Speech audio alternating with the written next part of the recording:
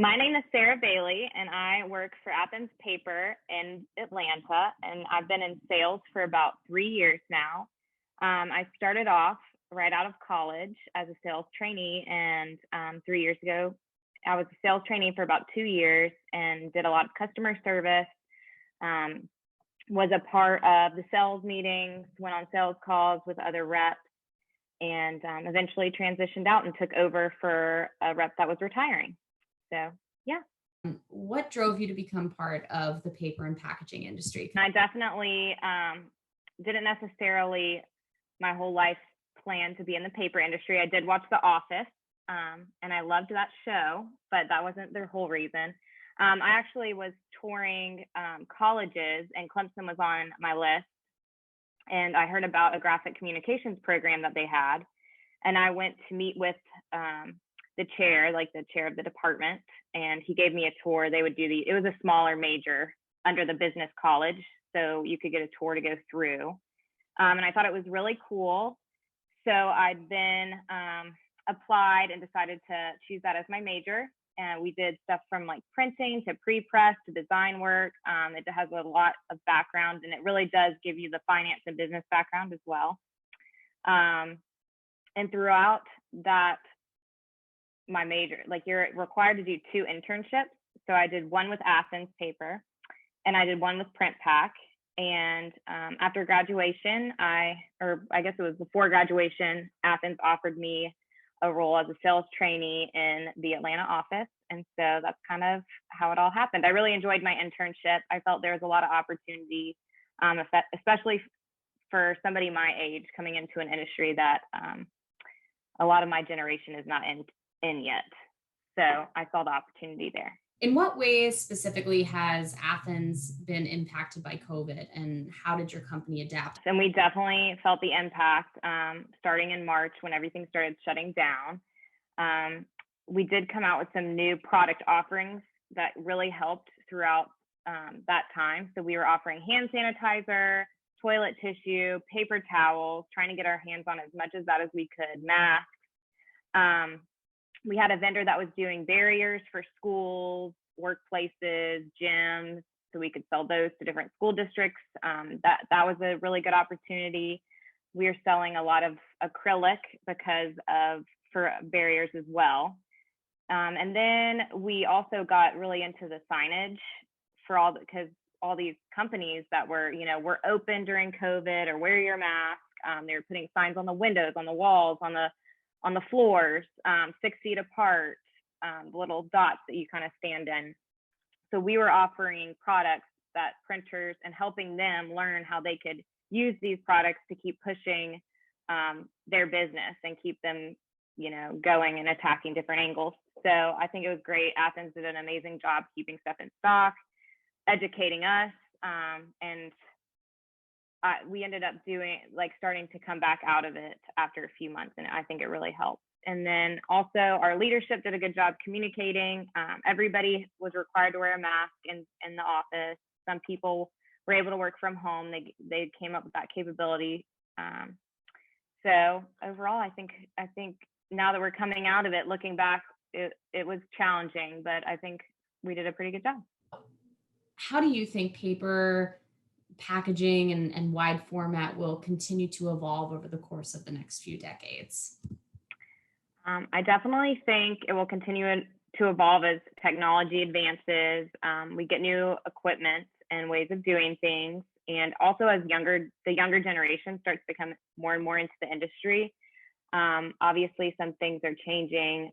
Paper might be on the decline slowly, but packaging and wide format are not. And I believe that the industry will continue to evolve and find those areas that are, e-commerce is going up, packaging, shipping, all that type of stuff.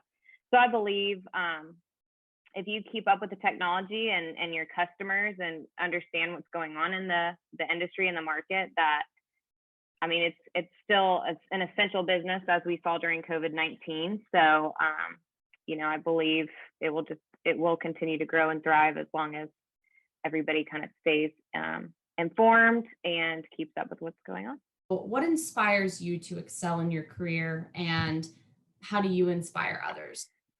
Well, I would say that Don Jenkins, the owner of Athens, is really inspirational to me.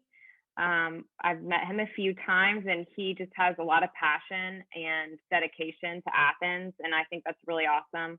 That he's really personal with his employees, and you still have, he still comes into the office, and I just think that's really cool. And so just kind of seeing that leadership, as well as leadership from other sales representatives and, my managers, I have a lot of support, and so I know some friends that sometimes don't feel the support of their managers. And I think that's a huge thing that's allowed me to excel, is that, both my sales manager and the general manager of Atlanta are always a phone call away. They're always immediately helping me. Other sales reps when I have questions, and even in purchasing, everybody's always willing to help when I might have a question or not sure what to offer. Especially as I was learning, it was a tough learning curve. Paper can be confusing. There's obviously a lot of it, and there's all these different whites, and it just takes some time.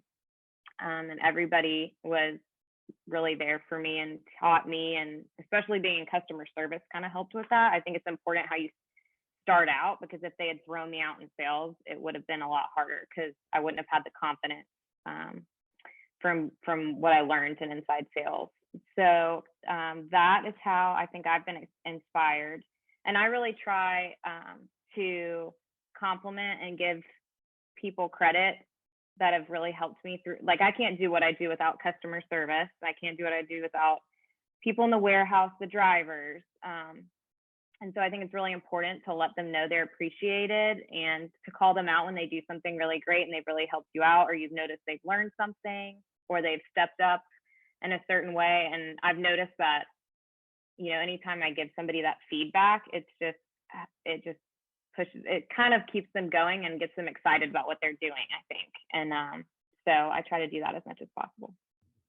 And the last question I have for you is, how does your role within the Emerging Leaders Group facilitate this inspiration, and how do you hope to impact NPTA's membership in a positive way? So I've really enjoyed being in the NPTA Emerging Leaders Group. This year is my first year.